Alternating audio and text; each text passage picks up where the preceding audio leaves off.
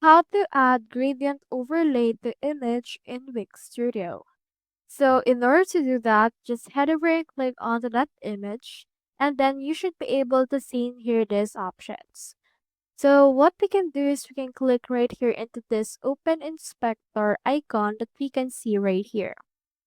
From in there, click onto this design icon, and you should be able to see this. So from in there, just scroll down. We have in here the blend mode. Just click on that and you can choose in here the actual blend that you would want. Alternatively, you can also choose in here the shadows. And you can apply a shadow for that in order to give it a gradient overlay through this case.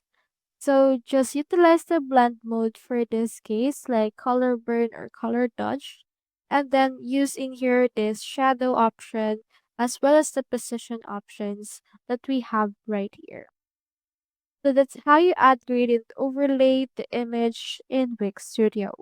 Hope we helped.